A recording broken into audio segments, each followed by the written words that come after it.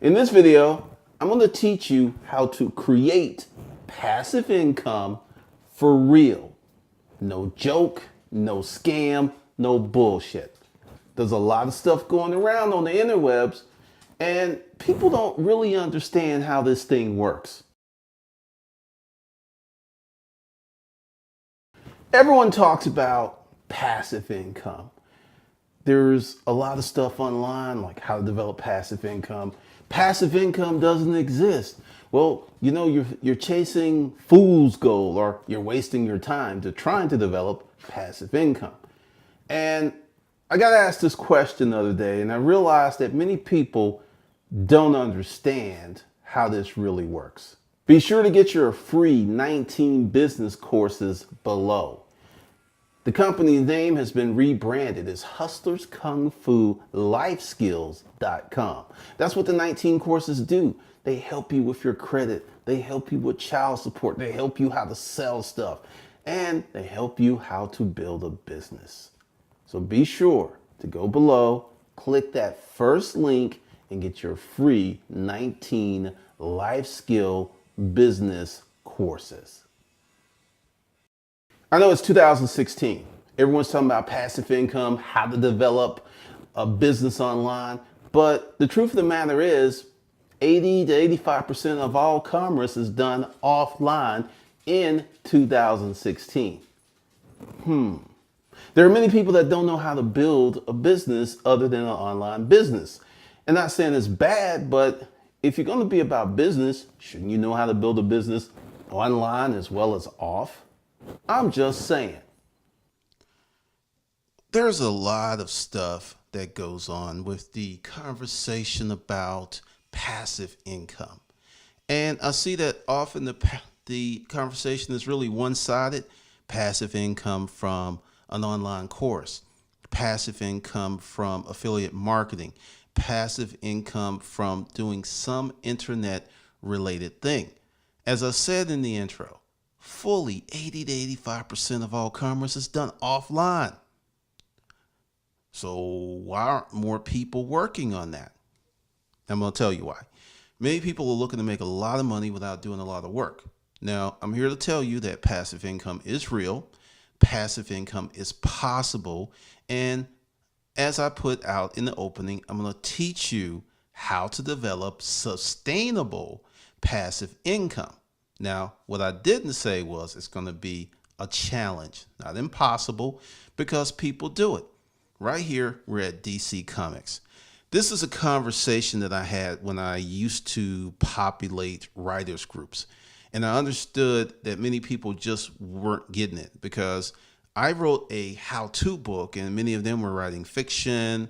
And they were just like, how can we get some marketing with fiction? And I was like, well, you heard of Spider-Man, right?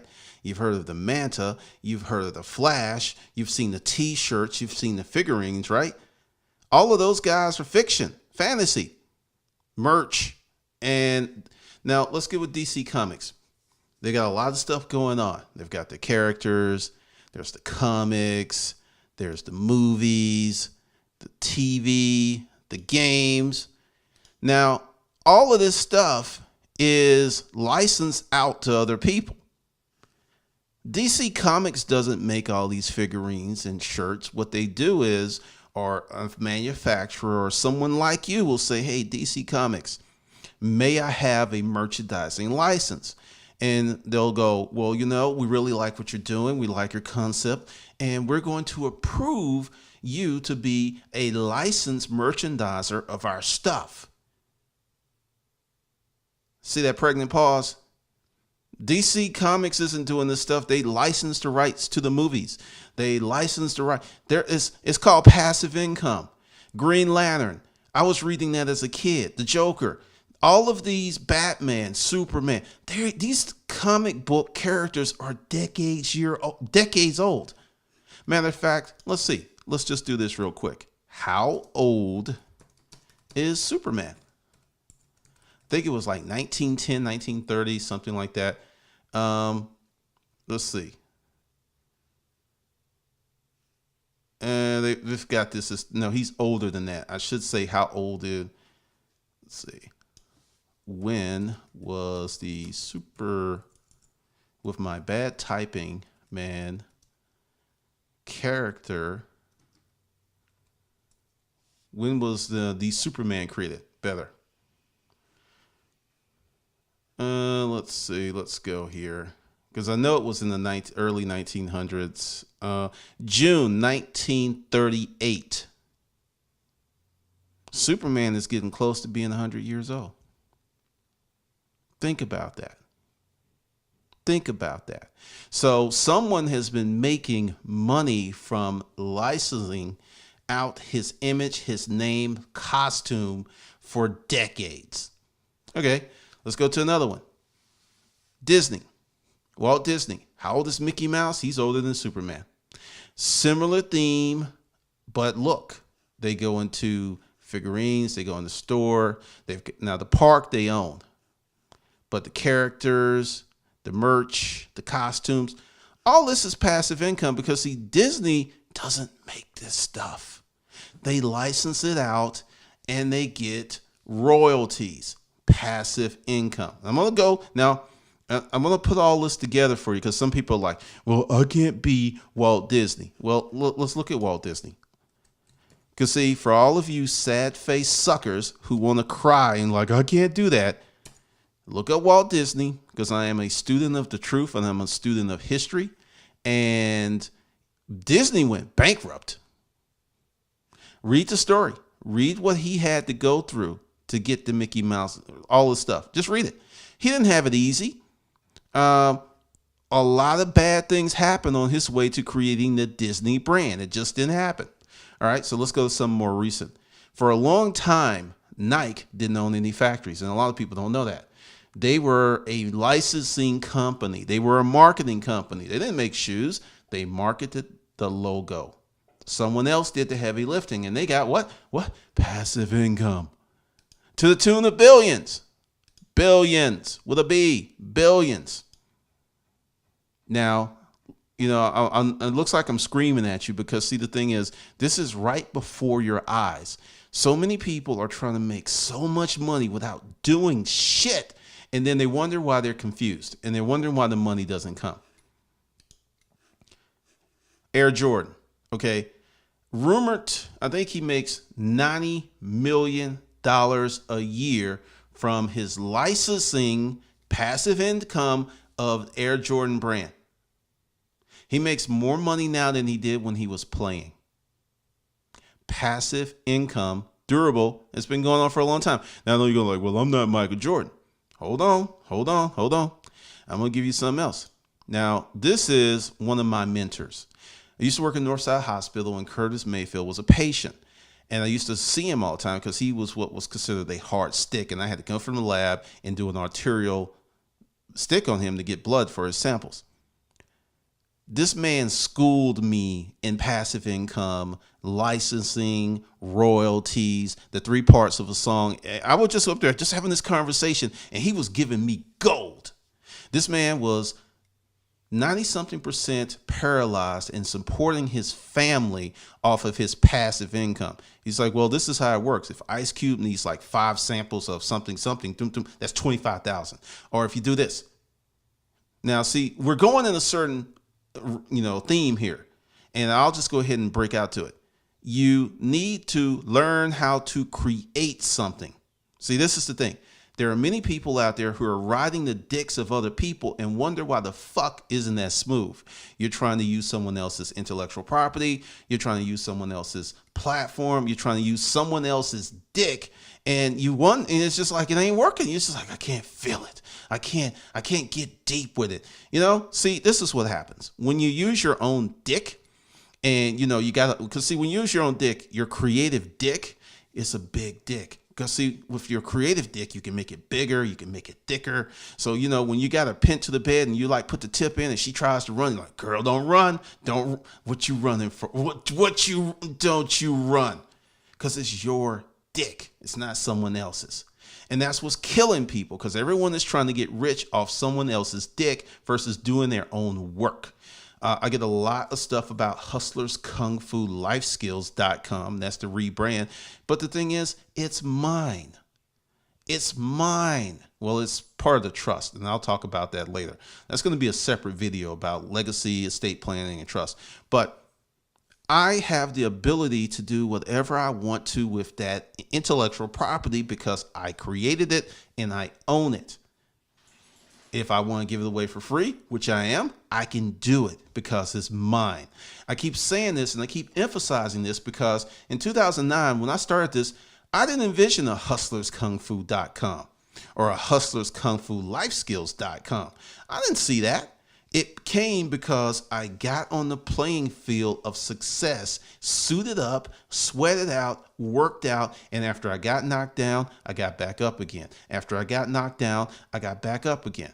That's what it takes. Now let's keep going because I know now some of you have seen this. Now Milo is very popular. Once again, this is a character, very simple. Someone created this. Baby Milo. He was created. All of this stuff is licensing and merch. All of this. The company doesn't make it. They license out the rights and get a percentage. That's durable, passive income. While someone else is out there on the hostro. Oh, hold on. Now I'm about to really pop your wigs. You know what Hello Kitty is. You've seen it, right?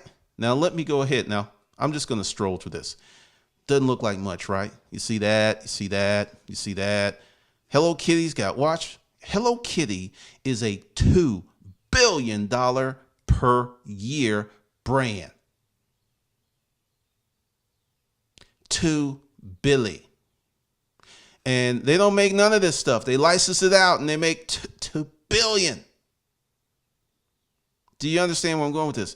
The surest road to passive income, to sustainable and durable passive income, is to create something that doesn't exist or to make something that exists much better and put your brand on it.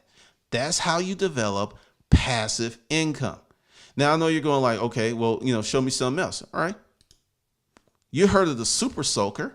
If you're of a certain age, you probably had one. If you're a certain age, you probably have one in your closet right now. Well, the super soaker was invented by Lonnie Johnson, this brother right here. And 25 years ago? He's made close, I think, over 100 million passive income because he licensed the rights to Hasbro, Mattel, I forget which one, to make this. So every time they sell one, cha-ching, Lonnie gets paid. They were trying to play him a little crazy. They tried to curve Lonnie, and Lonnie went to court and won $72 million. And this was on top of the millions he had already gotten out of them. Well done, Lonnie. Well done. This is one of my mentors. He's here in Georgia. I never met him. I'm not going to put that out there like that. It's just I watch from afar and I listen and I learn. Once again, the path to passive and durable and sustainable income is to create something, not to use someone else's dick. All right, we're going to go a little bit more. Now, once you've made something and you've created something, whether it's 5 million, 10 million, 20 million, 30 million, you can start off with just a few million and make this work. So you go ahead and you make your Superman. You become Walt Disney. Just do it like Nike or this, or you become like Curtis Mayfield. You become a creator. This is one of the reasons that when I launched Digital Citizen, this is the stuff that I'm going to be talking about. Or you create Milo, or you do Hello Kitty, or you do the Super Soaker. One of the reasons I'm being so rough with y'all is so many of you are so damn lazy and so scared to put yourself out there that you're wasting time. The next 10 years, whether you do anything to make your life better or not, is going to pass. So you might struggle building your whatever for 2 or 3 years. Then it starts to even out around year 4. And then year 10, you're a millionaire. You've got $1 million a year coming in from your invention, your brand, your hustle. That's how you do it. Not all this quick, hurry up, snappity snap. Oh, I got to have my money now. You sound like a bitch. Like a little scared bitch who wants his mommy or daddy. Real adults go out and build things. Okay, now that you've got that speech and you're here, once you made your money, then you park it somewhere. Now, the way that my investments run, the company, and all the companies that I've created that started being successful, except for the commercial furniture business, everything after that had very high profit margins. So my investments was in me and in the business, in my personal development, education. Now, one of the things that's going to happen from a new business that I launch, that I see how it's going to happen, we're going to get into commercial real estate. Because let's just say you have a liquidity event, you create something, it's year 10, and then someone says, bam, here's a check for $50 million. Now, let's just be real. $50 million is more money than a lot of generations of families could spend. So what do? You're going to have to pay your capital gains taxes, and since you're at that level, you already have your team. So we're not going to talk about that. Then you could, I'll give you my scenario because, this is what I like to do for fun. If I won 50 million in the lottery, or if I created a business or something, and because there's a scenario for each level of income, 10 million, 20 million, 50 million, 100 million. I've got plans if any of that money ever came my way. So for the sake of this video, 50 million. Now let's just say taxes are paid and there's 50 million left. I would take 5 million and put it in my personal bank account. 5. Then I would take 45 million and buy as much Class A commercial property as I could get my hands on. I would not get into the bond market. I would nothing, 100%. Because see, at that level, you have enough money to pay cash for the real estate. Now, there are some people who will come in, just put that down and leverage. No. See, those are poor people games. I know rich people who use their own money and pay cash for buildings. The guy told me, he says, I started off that way and I got all of these investors and I had to do it their way because I was using their money. And he said, I got fucking tired of it and I started spending my money and I don't let anyone in on my projects and I use my money on everything. And this is a guy worth 100 million here in Georgia boy, didn't go to college. He's got $100 million in commercial real estate and he built it himself. Now, 45 million, Class A. That's going to be, depending upon the market, because I would not limit myself to Atlanta. I would buy anywhere. It doesn't matter. If the property's in California and it's a good deal, I'll buy it. If it's in Denver, I'll buy it. It doesn't matter because I'm not going to manage it. Because at that level, you can go out and hire a professional leasing team to manage the building, collect the rents, deal with the maintenance. And we're talking 7 figures a year. After, taxes and stuff and interest and paying everybody, passive income. Now that's just one way. I mean, you can go back and you could be like Lonnie and keep your super soaker going, or you could do Hello Kitty and just, get money out the ass, $2 billion a year. So this is how you get true, sustainable, and durable passive income by opening up your mind and realizing there's a lot of opportunity out here. It's just not the internet thing. My thing is really interesting because when you go to, let's see, I'm not going to do that because I changed that. A lot of changes. All right. So here we go here. Now I'm going to tell you my passive income story. And this was like 95% of my passive income right here. This book second, but this is the one that changed my life. None of these books come close to what this book did in the courses that came from this book. Now I'm going to tell you what it did.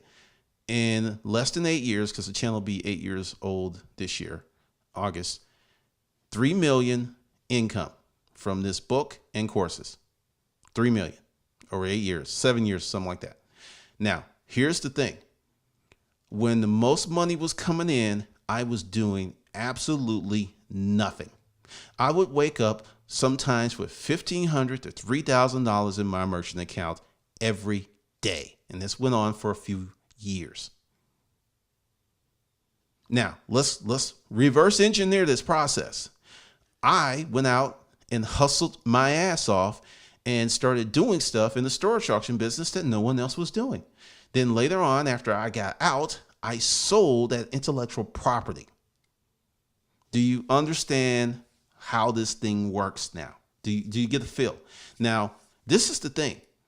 I'm relatively young, and this whole thing about being on the beach, and I lived in Japan for 6 months. I've been around the world. I don't have that wanderlust that a lot of people who've never been anywhere, and I'm not insulting you. I'm just saying that some of these things that you want to do seem larger because you have that thirst. And once you take these trips and go there, you'll be like, I don't really want to do that. I'm like, me, I'm good with 2 or 3 trips a year. I'm happy. I'm fine. I don't need to be on the plane every time I turn around. Some people, that might be your thing. You might need to be on the plane every week going somewhere. That might be your happy. I'm just saying, just create your own dreams. Don't be like that guy in The Italian Job who stole everyone else's, fantasy or, ideals and concepts because he didn't have any imagination. And that's where a lot of people are.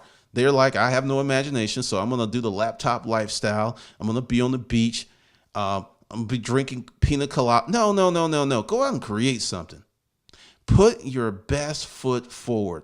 Work as hard as you can. Put your soul into something versus hoping and wishing you're going to get some money for little to minimum effort or, quote, leverage. I'm telling you, just let go of a lot of this new wave stuff. Now, I'm going to go old school with you and look this cat up. This is, go back, check out his books. I'm just going to go ahead and make it easy for you because this is some old stuff right here. Okay. Now, buy these books. These are not my books. I don't have an Amazon affiliate code. Peter Truckliffe, The Effective Executive. All right. Now I'm going to give you someone else. I just was spelling it wrong. Okay. This is the guy that made Toyota.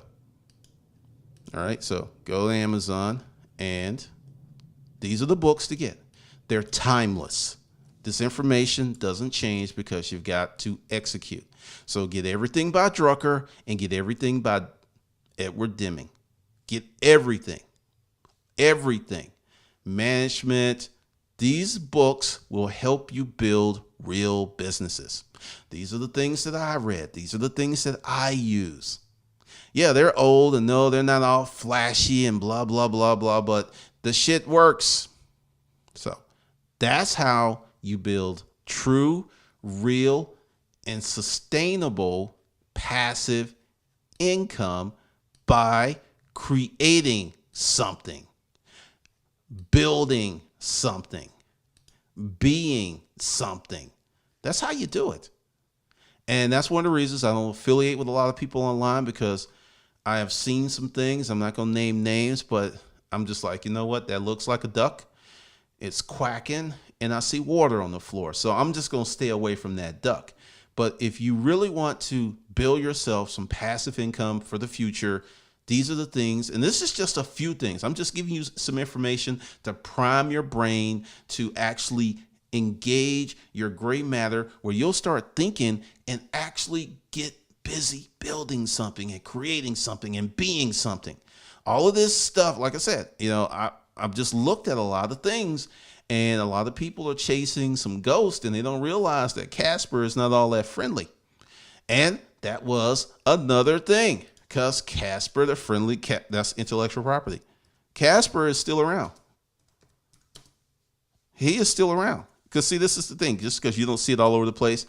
It's in another market. Yep. This is another piece of intellectual property that's still making money to this very day. Yep. So there you have it. All right.